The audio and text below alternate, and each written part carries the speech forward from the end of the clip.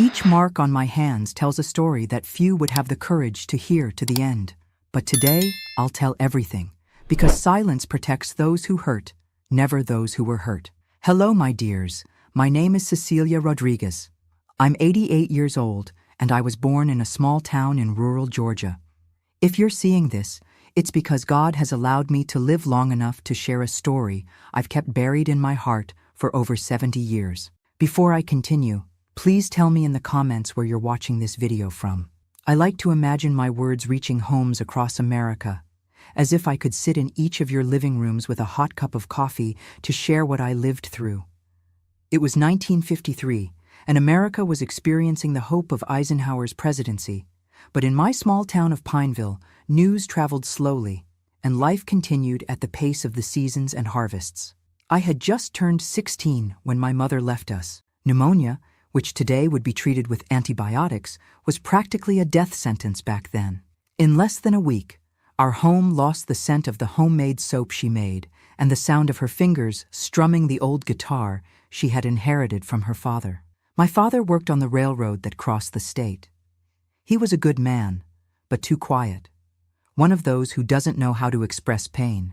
He started spending more time away from home after Mom passed. It was as if the walls of our wooden house echoed memories he couldn't face. And so the responsibility of caring for my little brother Peter, who was only 7, fell entirely on my young shoulders. "Cecilia, why doesn't Mom ever come back?"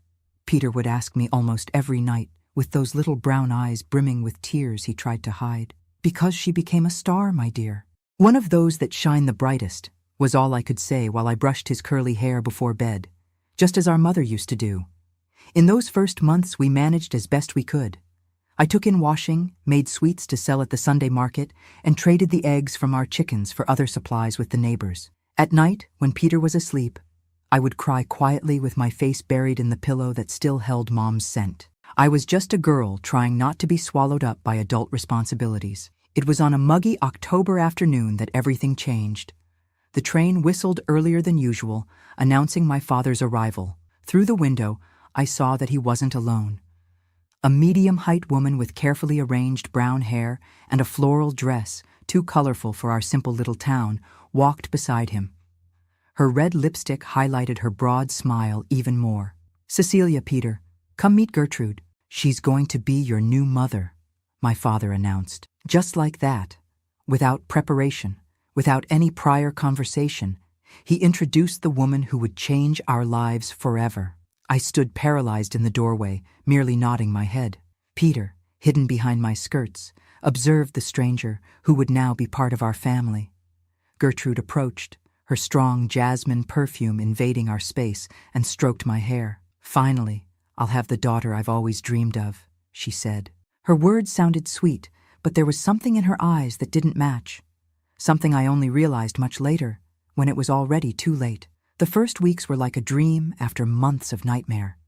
The house got new curtains, the smell of hot food once again filled the rooms, and even fresh flowers adorned the dining room table on Sundays. Gertrude seemed determined to win over my father, me, and especially Peter, who quickly became enchanted with the incredible stories she told before bedtime.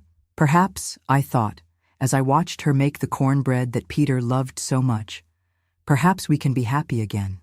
And for a brief moment, I sincerely believed that God had sent an angel to heal our wounds. If you're enjoying this story, please leave a like and subscribe to the channel. It nourishes this old woman to know that her memories can touch hearts out there and maybe help someone going through something similar today. My father was smiling again. Gradually, he returned to playing his accordion on Saturday nights, something he hadn't done since before Mom's illness. People in town commented on how rejuvenated he seemed and how lucky we were to have Gertrude in our lives. A saint, they said at Sunday church. But there were moments, brief instances, when I caught expressions on her face that caused me inexplicable discomfort. Like when Peter accidentally knocked over an antique teacup, a gift she said she had received from her grandmother. For a second, her face transformed into a mask of fury before quickly recomposing itself into a forced smile. "It's okay, my angel.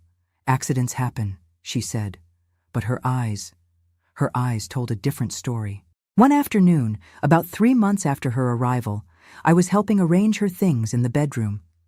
My father had insisted she use Mom's sewing room to store her personal belongings. While organizing a drawer of scarves and gloves, I found an old photograph hidden among the fabrics. It was Gertrude, much younger, next to a man who wasn't my father. The two were embracing a girl approximately Peter's age. Intrigued, I turned the photo over and read the inscription: Frank, Gertrude, and Clara, 1947. Confused, I innocently asked, "Who are these people in the photo, Mrs. Gertrude?" It was as if a switch had been flipped. She snatched the photograph from my hands with such force that it left a cut on my index finger. "Never, ever touch my things without permission," she hissed. Her usually calm, calculated eyes now burned with a rage that made me step back. "This is none of your business, understand? None of your business." Frightened, I simply nodded and left the room, my heart racing. That was the first time I saw what was hidden behind the carefully constructed facade.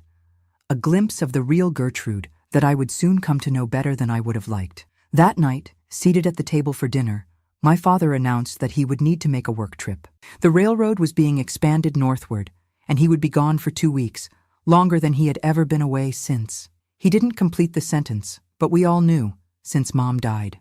"Don't worry, dear," Gertrude said, placing her hand on his. "I'll take very good care of the children." There was a strange gleam in her eyes, something that made my stomach turn. It was the first time we would be alone with her for so long. If I had known what was coming, I would have begged to go with him. I would have clung to his leg as Peter did when he was younger and afraid of the dark. I would have done anything not to remain under the same roof as Gertrude for those 2 weeks that would mark our lives forever. But I didn't know. I was just a 16-year-old girl, too naive to notice the signs, too inexperienced to recognize the approaching danger.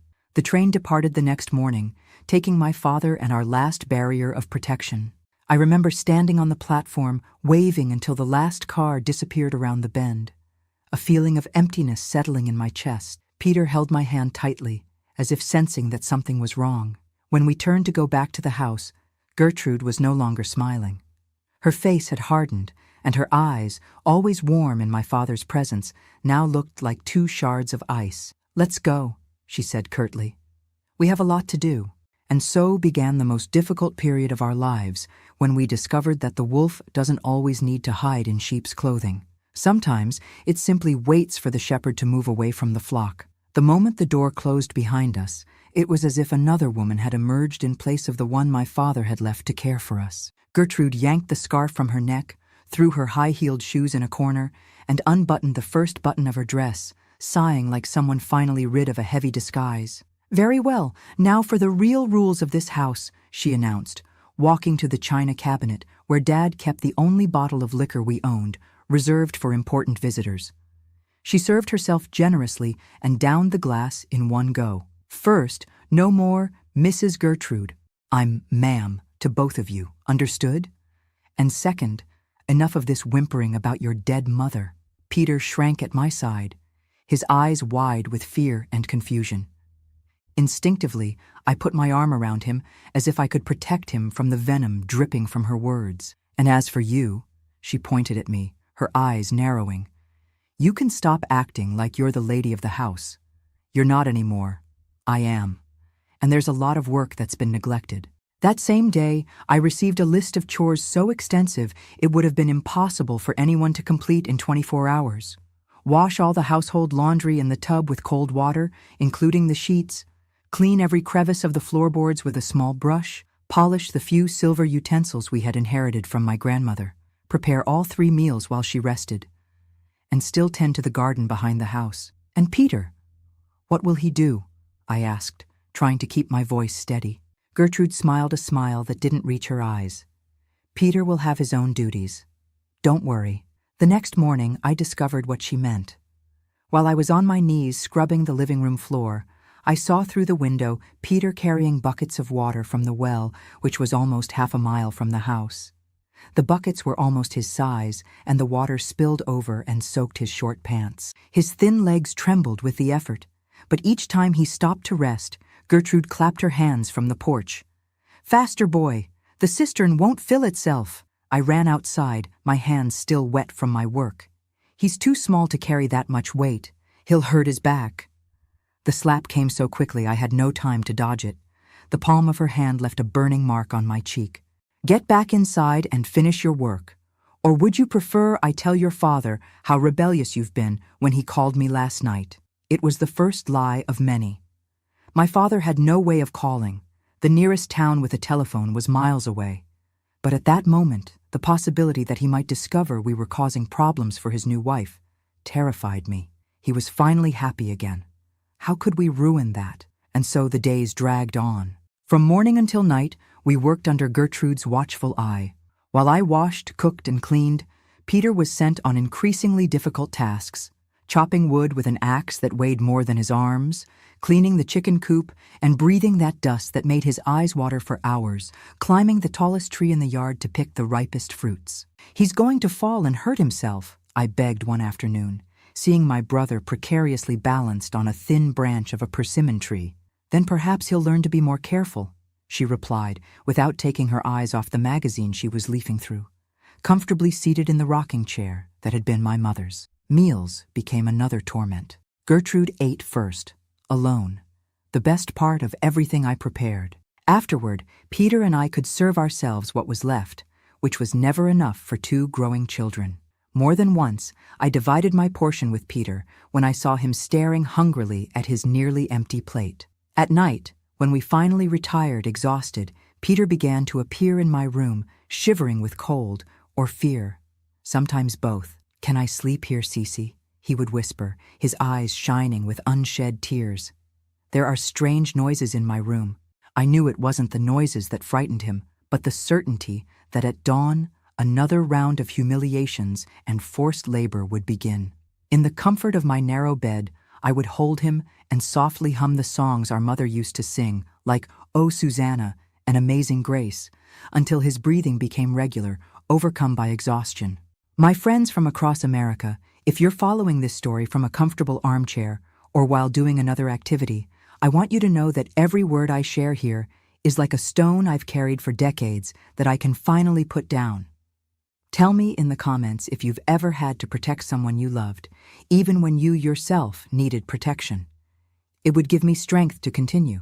On the 5th day of that nightmare, Gertrude announced that she needed to go to the neighboring town to visit a cousin and would be away all afternoon. It was the first breath of air we'd had. As soon as the sound of the truck that gave rides to local residents disappeared down the dirt road, I took Peter by the hand and led him to the small creek that cut through the neighboring property. "Come on, today we can play a little," I said, trying to bring back the smile that had been fading from his face. We wet our feet in the cool water, skipped stones to see who could make them bounce more times on the surface, and even tried fishing with an improvised rod. For a few hours, we were just children again, as we should be. Peter laughed genuinely for the first time in days when a very clever little fish stole the bait without being caught.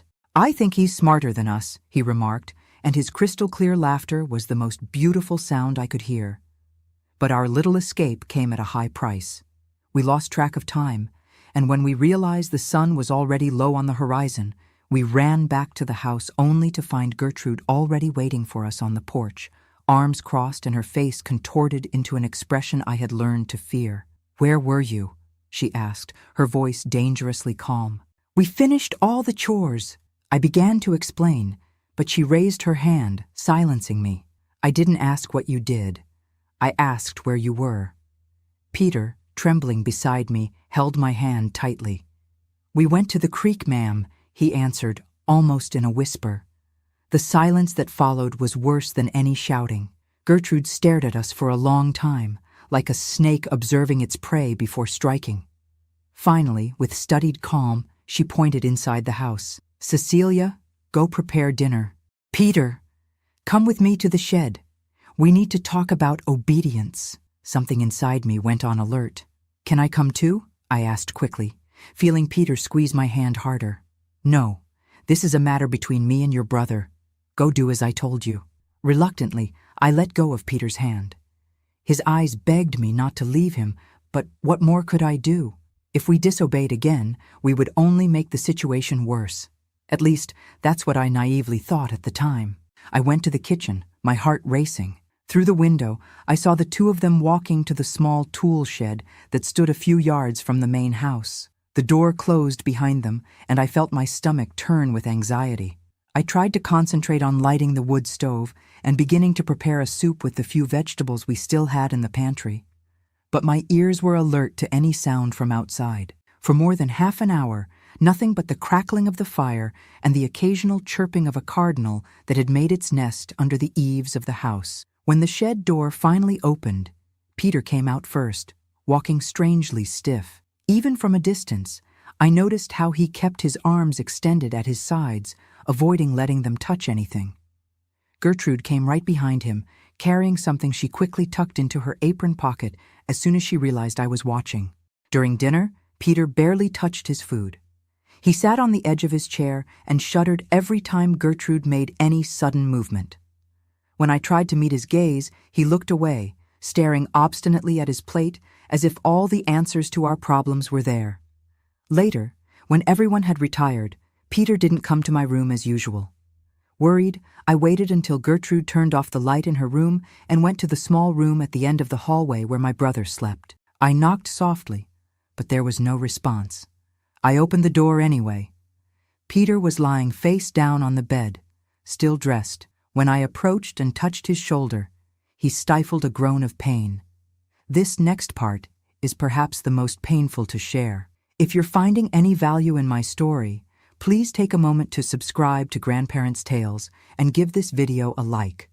Knowing these memories might help someone else is what gives me the courage to continue. "What did she do to you?" I whispered, fear and anger mixing in my voice. Slowly, with careful movements, Peter lifted his shirt. Even in the dim light, illuminated only by the moon coming through the small window, I could see the red marks that crossed his back in parallel lines, switch marks, old enough not to bleed anymore, recent enough to swell the fragile skin. Something inside me broke at that moment. A rage I didn't know existed erupted with such force that I had to bite my lip until I tasted the metallic flavor of blood to keep from screaming. It was 1953 in rural Georgia, where children regularly received educational spankings, but this was different. This was deliberate cruelty, pleasure in causing pain. "She said it's our secret," Peter murmured through silent tears. "She said if I told anyone, especially you or Daddy, she'd send me to a boarding school where they hit much harder." Hugging my brother with all the care not to press on his wounds, I made a silent promise. Gertrude would never touch him again. I would find a way to protect him, even if it meant facing the demon in a floral dress who had invaded our lives. The next morning, I began to develop what I called the protection system, a silent plan that, I didn't know then, would end up saving us in ways I could never have imagined. That morning, I woke up even before the first crow of the rooster with a clarity I had never felt before. As I watched the still dark sky through the window, I knew I needed to act. I was no longer a frightened girl. I was the only protection my brother had in this world. Sitting on the edge of the bed, I mentally traced my plan. I needed to be smart, more astute than Gertrude. Confronting her directly would only make the situation worse, especially for Peter. The clock on the wall read 4:30 a.m. I still had at least an hour before Gertrude woke up. Silently, I walked down the wooden hallway, avoiding the boards that creaked, to Peter's room. He slept restlessly, his breathing still ragged from the pain. I sat beside him and lightly touched his shoulder. "Peter," I whispered, "we need to talk before she wakes up." His eyes opened instantly, that alert look of someone who has learned to sleep with one ear attentive to danger. I helped him sit up carefully. "I'm going to protect you, but we need to be clever," I explained in a low voice. "I've created a system for us. First, always stay where I can see you. If you can't see me, stay where you can hear me." I explained our new code. One short whistle would mean, "Careful, she's coming." 2 quick whistles would mean, "Hide." And 1 long whistle would indicate, "All clear, you can come back." We practiced a few times until he could reproduce the sounds correctly. "And most importantly," I continued, "never be alone with her. If she tells you to go somewhere, say you need to use the bathroom first and come tell me." Peter nodded, his eyes revealing a mixture of fear and trust. That look from someone so small, placing all his hope in me, strengthened my determination even more. I'm going to wake up earlier every day, I promised, and do all the heavy chores before she can make you do them. That same morning, when the first rays of the sun had barely appeared, I had already filled half the cistern with water from the well, fed the chickens, and started preparing coffee. When Gertrude appeared in the kitchen, rubbing her eyes swollen from sleep and probably from the liquor she had drunk the night before, she seemed genuinely surprised. "What is the meaning of this?" she asked, looking suspiciously at the table set with fresh coffee. "I thought you might like to start the day with everything in order, ma'am," I replied, keeping my eyes lowered to hide any trace of defiance. She studied me for a moment, as if trying to decipher if there was any trap in my actions. Finally, she shrugged and sat down to eat. "Where's your brother?" "He already fed the chickens and is cleaning the pig pen," I lied naturally, knowing that Peter was actually hidden in the attic, eating the bread with jelly that I had set aside for him earlier. Gertrude smiled that cold smile that never reached her eyes. "I see you've finally understood how things work around here." I quickly learned that prevention was better than cure. I spent nights planning every detail of the next day, which tasks I could complete before dawn, how to distract Gertrude at critical moments, where to hide small portions of food for Peter and for myself as well. I also began to map her moods. There were patterns. On mornings when she woke up with a puffy face and red eyes, her temper was particularly explosive. On those days, I created small distractions, accidentally spilling a little flour on the floor to clean up while Peter sneaked out to the yard, or mentioning I had seen a rat in the pantry, knowing her fear of rodents would keep her away for hours. For children of the 2000s who are listening to me now, it might seem strange that we couldn't simply call someone or ask for help. But in 1953 in rural Georgia, a child would never question the authority of an adult, especially the father's wife. The nearest neighbors were miles away, and even then, family problems were private matters where no one dared to interfere. If you're watching from somewhere in America, leave in the comments what your strategy would be in this situation. It moves me to know that decades later, I can share this story and perhaps help someone who is experiencing something similar. One of the most important parts of my system was ensuring that Peter always had the strength to defend himself if needed. Since Gertrude strictly controlled our food, I secretly began to cultivate a small vegetable patch behind the woodshed, in a spot where the shade of the trees hid it from view of the house. I also befriended the washerwoman's daughter who passed in front of our house on Tuesdays and Thursdays. In exchange for small favors like sewing a button or fixing her doll's dress, she would occasionally bring me eggs or a piece of cheese she managed to take from her employer's kitchen without anyone noticing. Another crucial aspect was preventing Gertrude from discovering our plans. I learned to read her expressions, to anticipate her movements. When she furrowed her brow in a specific way and started tapping her nails on the table, it was a sign she was about to create some pretext to punish Peter. In those moments, I would purposely drop something or ask a question about her past. I discovered she liked to talk about her supposed glamorous life in the city before marrying my father. The nights became our refuge. After Gertrude fell asleep, usually after several doses of the liquor my father kept for special occasions, Peter would come to my room. There, by the light of a candle I kept hidden under the bed, we continued his studies. He had stopped going to school since Mom died because there was no one to take him to town, and now Gertrude insisted that work teaches more than books. "But the teacher said I'm good with numbers," Peter lamented as we practiced multiplication tables in hushed voices. "And you are," I confirmed. "One day you'll go back to school and be the best student in the class." I used Mom's old recipe notebook to teach him to read better. Each ingredient, each instruction became a lesson in English. For math, we used the beans I hid in my pockets during sorting before cooking. Science, we learned by observing the plants growing in our secret garden. And history, I told through the stories Mom had taught me. But not every day could we completely avoid Gertrude's fury. On a particularly hot afternoon, when the air seemed too heavy to breathe, she discovered that I had saved a piece of cake from breakfast to give to Peter later. "So this is how you thank me?" she shouted, her face contorted with rage. "Stealing food!" "It's not stealing," I argued, trying to stay calm. "I just saved some for later when he gets hungry after working in the sun." The slap I received was so hard that I staggered backward, nearly falling. The metallic taste of blood filled my mouth where my tooth had cut the inside of my cheek. "You think you're so clever," she hissed, bringing her face close to mine. "You think I don't see what you're doing, trying to make me look like the villain so your father will abandon me like all the others."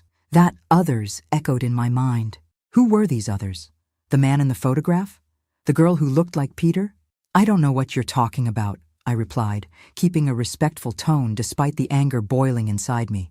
"I know very well that you write letters to your father behind my back," she accused, though this was a complete fabrication. "I know you tell lies about me." At that moment, Peter came running into the kitchen, his eyes wide with fear at the scene. "We haven't done anything like that," he protested, his voice faltering. It was the first time I saw him directly confront Gertrude. To my surprise, she backed down. Something in Peter's determined look, so similar to our father's, seemed to momentarily disarm her. With one last furious glance, she stormed out, slamming the door, muttering that she needed to get some fresh air before she did something crazy. When she had gone, I hugged Peter tightly. "Why does she hate us so much?" he asked with the painful innocence of a child trying to understand adult cruelty. "I don't know," I answered honestly. "But I think it's not about us. There's something in her past, something that hurt her deeply." That night, while applying a cloth soaked in cold water to my swollen cheek, I made a discovery that would completely change our strategy. Gertrude had forgotten her diary under the cushion of the rocking chair on the porch. Normally, I would never invade someone's privacy like this, but our safety was at stake. With trembling hands, I opened the brown-covered notebook and began to read. The first pages were full of mundane observations about life in the city before meeting my father. But then I found mentions of Frank and my little Clara. As I read on, a heartbreaking story was revealed. Her first husband had abandoned her, taking their daughter, the girl in the photograph. And from what I understood reading between the lines, he left her after discovering she had episodes, periods of intense anger followed by deep melancholy. Gertrude had tried several times to regain custody of her daughter without success. The last entry about Clara said that she and her father had moved to New York City, and that Gertrude hadn't been able to find them the 2 times she had saved enough money to travel there. I closed the diary and returned it exactly where I had found it, with a heavy heart. Now I understood better the monster living with us. She was no less frightening, but at least she had a more human face. The pain of losing a daughter had transformed her into someone capable of inflicting pain on other children. This discovery didn't justify her actions, but it gave me a new tool for our protection system: knowledge. The next morning, I discreetly placed a flower on the breakfast table, a small wild daisy. When Gertrude questioned it, I replied simply, "Mom used to say a flower brightens any room.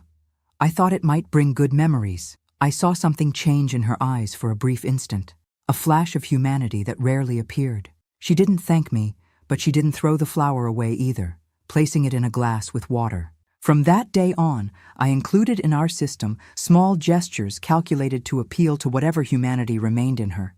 Not out of compassion, but out of strategy. I would casually mention how nice it would be if someday Peter had an older sister to look up to, knowing this would touch the open wound of her lost daughter. Or I would ask if she could teach me to make the special cornbread she had mentioned once when she was in a good mood.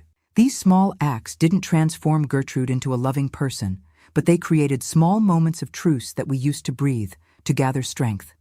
It was like dancing with a snake, dangerous, exhausting, but necessary to survive. For almost a week, our system worked reasonably well.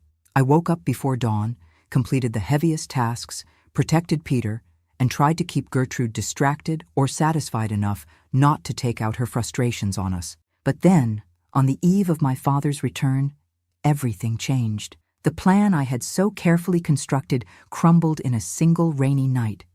The night that would come to be known between us simply as the night of the fever. The storm began late in the afternoon, one of those that transform the sky into lead and make the trees dance violently.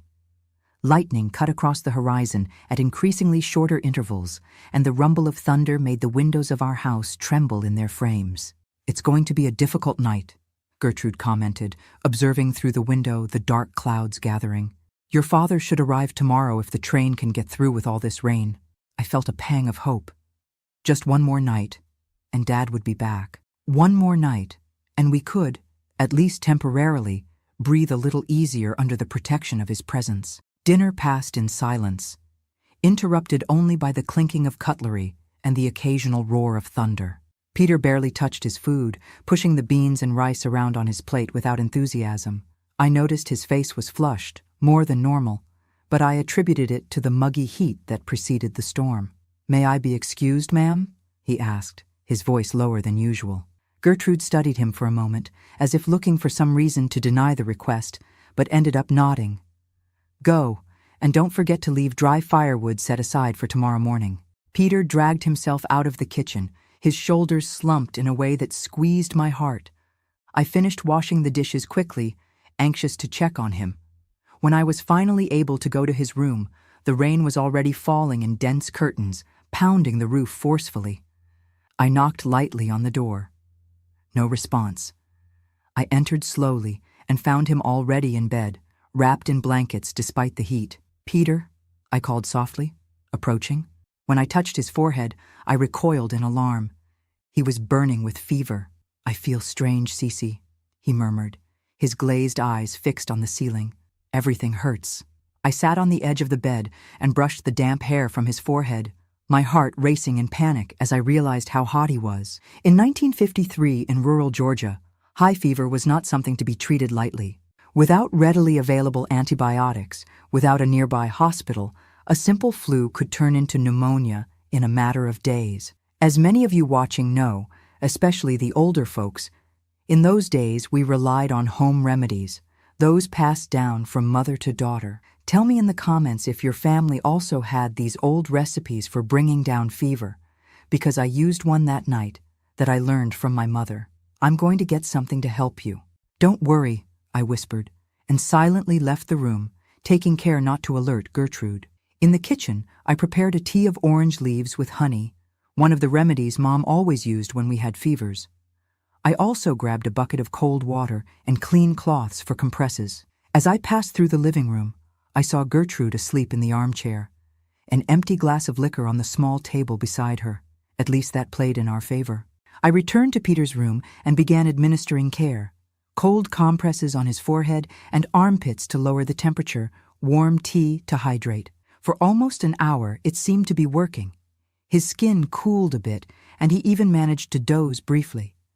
But around 10 p.m., the fever returned with redoubled force. Peter began to delirious, speaking disconnected phrases, calling for our mother. His lips were dry and cracked, and his breathing, previously regular, now came in gasps. I understood with growing terror that home remedies would not be enough. We needed professional help. The only doctor in the area lived in town, 12 miles away. With the storm and darkness, it would be impossible to get there on foot, and we didn't have a horse or any other means of transportation. There was only one option. Gertrude needed to know. With a heavy heart, I returned to the living room where she still slept, the expression on her face surprisingly peaceful in sleep, almost maternal, a cruel irony considering her waking vigilance. "Ma'am," I called, lightly touching her shoulder. "Ma'am, I need to speak with you." She woke with a start, her eyes unfocused for a moment, before fixing on me with their usual coldness. "What do you want at this hour?" "It's Peter. He's very sick with a high fever. We need a doctor." Gertrude adjusted herself in the armchair, sighing impatiently. "It's just a childish fever. Give him some tea and he'll be fine in the morning." "I've already tried that. The fever keeps rising and he's delirious. Please, we need to get help." Something in my voice must have communicated the gravity of the situation, because she stood up and followed me to Peter's room. Seeing the state of him, his red and contorted face, his small body trembling under the covers despite the heat, his half-open and unfocused eyes, her expression changed. "How long has he been like this?" she demanded. "The fever started this afternoon, but it's gotten much worse in the last hour," I explained, anxiously wringing my hands. Gertrude placed her hand on his forehead and frowned. For the first time since she had entered our lives, I saw something almost like genuine concern on her face. "Your father would kill me if something happened to the boy," she muttered, more to herself than to me. Then, straightening her shoulders, "It's impossible to get the doctor with this storm. We'll have to care for him until dawn." It was at that moment that Peter had a seizure. His small body arched on the bed, his eyes rolled back, and a sharp moan escaped his lips. It was the most terrifying thing I had ever witnessed. "Good God!" exclaimed Gertrude, stepping back. "Do something!" I shouted, forgetting all the caution and forced submission of recent days.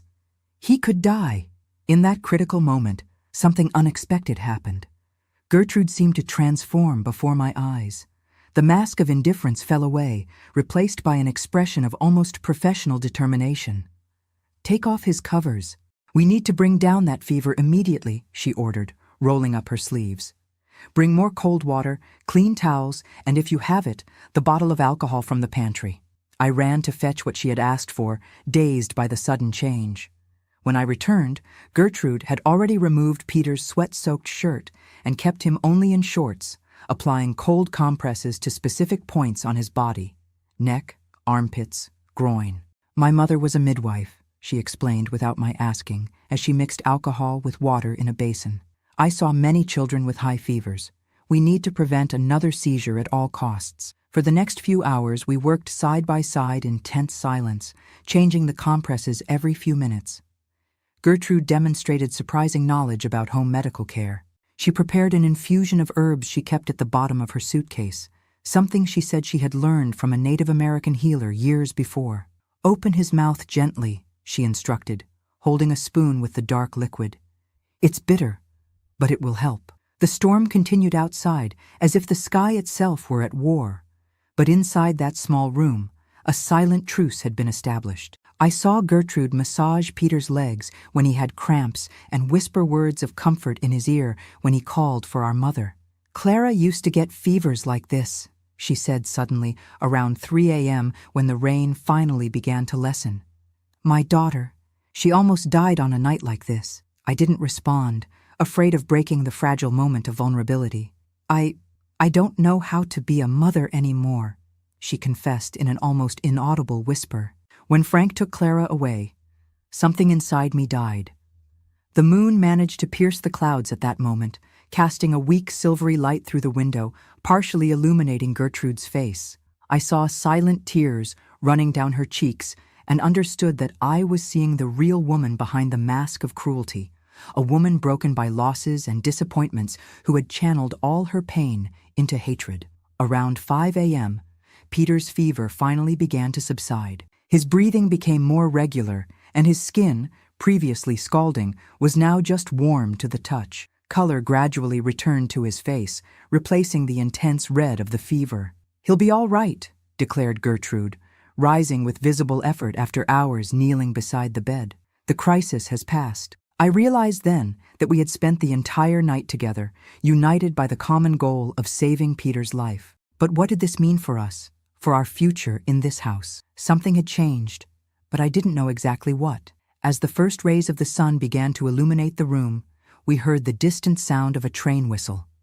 Dad would be arriving soon, without even imagining the drama we had lived through in his absence. Gertrude paused at the door, looking at Peter, who now slept peacefully, exhausted from the battle his small body had fought. "Go get some rest," she told me in a tone I didn't immediately recognize until I realized it was gentleness. "I'll prepare breakfast for when your father arrives." When she left, I sat on the edge of Peter's bed, running my fingers gently through his damp hair. He opened his eyes slightly, lucidity returning to his gaze. "I dreamed of Mom," he murmured, his voice hoarse. "She said everything would be all right." I swallowed the lump that formed in my throat. "And it will be, Peter. I promise you." We didn't know then, but that stormy night, the night of the fever, had been a turning point. The scars Gertrude had inflicted on us wouldn't miraculously disappear, nor would her behavior change overnight. Some wounds are too deep to be completely healed, but something fundamental had changed. For one night, we saw the humanity behind the monster, and perhaps, just perhaps, she had glimpsed in us not rivals or obstacles, but children who, like her own lost daughter, only yearned for protection and love. Watching the sunrise through the window, with its promising hues tinting the sky after the storm, something within me strengthened. The coming weeks, months, and even years would not be easy, But that night I learned that even in the darkest circumstances, small lights can emerge in the most unexpected places. And when the train whistle sounded again, closer now, announcing my father's return, I understood that our story was far from over. The scars we carried would slowly begin to transform into a purpose that would accompany me for the next 70 years and brings me to you today, sharing these memories. Before we go to the last chapter of this story, I want to thank each of you who is following along. It is a privilege at 88 years old to be able to transform my pain into something that might help someone out there. Please share this video with someone you believe needs to hear this message of hope in the midst of darkness. Also, please like this video and subscribe to the channel. It helps me a lot. The train arrived punctually at 7 a.m. From the porch, I saw Dad get off with his worn leather suitcase, his face lighting up at the sight of our house. That genuine smile, so rare since Mom's departure, brought tears to my eyes. He had no idea what we had lived through during his 2-week absence. Gertrude went to meet him at the station, her floral dress impeccable, her hair carefully arranged, as if the woman who had spent all night caring for a feverish boy had never existed. From a distance I observed the hug they exchanged, the affectionate kiss, the way she took his suitcase with a gesture of dedication. "Where are the children?" I heard my father ask as they approached the house. "Peter is resting. He had a little fever during the night, but he's much better now," Gertrude replied, her voice melodious and concerned. "Cecilia is with him now." There was no lie in these words, only the omission of everything that had happened before, the punishments, the humiliations, the forced labor. For a moment, I considered running to my father and telling him everything, opening the floodgates of that dam of secrets we had built. But then I remembered his illuminated face, how he seemed to have finally found some peace after months of desperate mourning. When he entered the room where Peter slept, my father knelt beside the bed, his concerned eyes examining every inch of my brother's face. "How is he really?" he asked in a low voice. "It was a difficult night," I answered honestly. "The fever got very high. He even had a seizure." My father turned pale. "Why didn't you go get Dr. Mendez?" "The storm was too strong. The roads must be impassable," explained Gertrude, who had entered the room silently. "But we took care of him all night." She paused, then added, "Cecilia was tireless." I looked at her, surprised by the unexpected praise. Our gazes met for a second, and something unspoken passed between us. A mutual recognition, perhaps, that we had both changed during that night. The days that followed brought a strange normalcy to our house. Gertrude remained controlling and sometimes harsh, but the physical punishments ceased completely. Peter returned to school in town, as my father had insisted before traveling, and I gained permission to help at Mr. Joaquin's grocery store 3 times a week, which gave me not only some pocket money, but also a respite from the tense atmosphere at home. It was at the grocery store on a muggy March afternoon in 1954, almost 6 months after the night of the fever, that I encountered Sophie, the parish priest's eldest daughter, recently returned from the seminary in Atlanta, where she was studying to be a teacher. "Cecilia Rodriguez, don't tell me it's you. How you've grown, girl," Sophie exclaimed upon recognizing me, embracing me with genuine joy.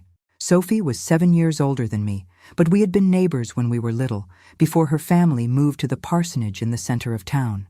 We talked for almost an hour while she waited for Mr. Joaquin to separate the orders for the church festival. "And how is your life since your stepmother arrived?" she asked, lowering her voice. "Dad mentioned that your father seems very happy with the new marriage." I hesitated, unsure about how much to reveal. Sophie noticed my reluctance and gently squeezed my hand. "The walls of country houses have ears, but words spoken inside the church are protected by confidentiality," she said with an understanding smile. "If you need to talk, I'll be in the sacristy tomorrow after the 6 o'clock Mass." That conversation in the sacristy, in the shadow of the altar covered with lace cloths made by the community ladies, changed my life forever. Sophie listened in silence as I poured out for the first time all the horror of those 2 weeks, the impossible tasks, Peter's punishments, the constant fear, the protection system I had to develop. But I also spoke about the night of the fever, about glimpsing the broken human being behind the mask of cruelty. "Cecilia," Sophie said when I finished, "what you did to protect your brother was extraordinary. Few people would have that strength. I shook my head, feeling I didn't deserve the compliment. What should I do now? Tell my father? He's so happy. Sophie reflected for a moment. You have to trust your intuition, but remember that painful secrets rarely remain buried forever. Sooner or later, they find a way to surface. She was right, of course, but the way the truth finally emerged was nothing I could have imagined. 3 weeks after that conversation, when I was returning from the grocery store, I found Gertrude in the yard, kneeling before the small garden I had secretly cultivated behind the shed. My heart raced. The garden was my food reserve for Peter, a vital part of our protection system, even though its necessity had diminished in recent months. "What are you doing?" I asked, trying not to sound accusatory. Gertrude rose slowly, wiping the dirt from her hands on her apron. "These lettuce seedlings are poorly positioned. They get too much sun in this corner." It wasn't the answer I expected. "You knew about the garden?" She gave a half smile, almost sad. "I know many things, Cecilia. I always have." We stood there, the gentle breeze swaying the tender leaves of the garden, the afternoon sun casting our shadows on the moist earth. There was something different about Gertrude that day, a fragility I had never noticed before. "I received a letter today," she said. "Finally, from Frank, my ex-husband." My stomach froze. So much time had passed since I had found the hidden photograph, since I had secretly read her diary, that I had almost forgotten about that other life she had had. "Clara died 3 months ago. Meningitis." Her voice was monotone, as if reciting facts about a stranger. She was almost Peter's age. "I'm sorry," I murmured, and was surprised to realize I was sincere. Gertrude nodded briefly before turning her back and walking toward the house. She stopped after a few steps, and without turning around, said, "Radishes would grow well there next to the carrots. The soil is good." It was the closest thing to a peace offering we received. In the months that followed, a tense coexistence was established in our house. Gertrude never transformed into the loving stepmother of fairy tales, but the abuses ceased completely. In her most vulnerable moments, usually at night after a glass of liquor, she would talk about Clara, sharing stories of her daughter that seemed like an effort to keep her alive through words. And I listened, not out of compassion at first, but because each story gave me more tools to understand the woman who had entered our lives like a hurricane. With time, something close to understanding developed between us. Never friendship or affection, but a mutual respect born from the recognition that we both carried deep pain. In 1956, when I turned 19, Sophie returned permanently to our town to take over the primary school. With her encouragement, I took the exam for the normal school and was accepted. Gertrude, surprisingly, did not object when I announced I would move to the city to study. "You have a sharp mind," was all she said. "It would be a waste not to use it." The years passed. I graduated as a teacher in 1960 and returned to my town, taking over the literacy class. Peter, now a young man of 14, had become an exemplary student, dreaming of studying medicine, a dream he would eventually fulfill, graduating as a pediatrician in 1972 from Emory University. Dad and Gertrude remained married until 1968, when he died of a sudden heart attack. On the night of the wake, when everyone had already retired, I found Gertrude sitting alone on the porch, looking at the stars with an expression of absolute loneliness. "What will happen now?" I asked, without really expecting an answer. "I'll go back to Boston," she said. "I have a sister there." I nodded, imagining that would be the end of our strange and painful connection. But before leaving, Gertrude handed me a package wrapped in brown paper. "So, you never forget," she said enigmatically. I opened the package weeks later when I finally had the courage and found her diary filled with new entries I hadn't read before. In the last pages, I found a confession that left me breathless. "When Joseph brought me to this house, I saw in Peter the son I never had, and in Cecilia the rival who could divert my new husband's affection. I transformed my pain into poison and almost destroyed 2 innocent children. I don't deserve forgiveness, but perhaps one day they will understand that the monster they saw wasn't me. It was the pain wearing my skin." Those words haunted me for years. They didn't provide justification for her actions, but they offered a perspective that I, in my wounded youth, couldn't fully see. In 1975, at 38, already married and with 2 children of my own, I received news that Gertrude had died in a nursing home in Boston. I felt a complex emotion that I couldn't name. Not sadness, not relief, perhaps just the closing of a painful chapter that had shaped who I had become. It was that same year that I founded the first shelter for abused children in our region. I used the money from the sale of my parents' house and the tireless support of Sophie, who by then was directing the state school. Peter, now an established doctor in the capital, returned monthly to provide free care for our children. "Why did you choose this work, Mrs. Cecilia?" A young reporter from the local newspaper asked me at the inauguration. "What motivated you?" I looked at the scars on my hands, marks left by years of heavy work in childhood, and smiled. Because I learned that the worst scars are those that no one can see. And I also learned that even the most broken people can be mended with patience and understanding. Over the years, dozens of children passed through our shelter. Some came from homes destroyed by alcoholism, others from situations of neglect or abuse. For each of them, I looked into their eyes and saw a little bit of the 7-year-old Peter, trembling with fear in the tool shed, or the 16-year-old Cecilia, creating desperate strategies to protect her brother. Today, at 88, when I look back, I see how those terrible 2 weeks in 1953 defined my entire life. The protection system I created out of necessity transformed into a methodology that I trained dozens of educators to implement. Strategies to recognize signs of abuse, to intervene without causing more damage, to rebuild a broken child's trust. All of this was born from that painful experience. And as for Gertrude, it took me decades to make peace with her memory, not to justify her actions, but to understand that hurt people often hurt others. The girl who once suffered at the hands of her stepmother now understands that true healing only comes when we transform our scars into purpose. Peter is a grandfather today.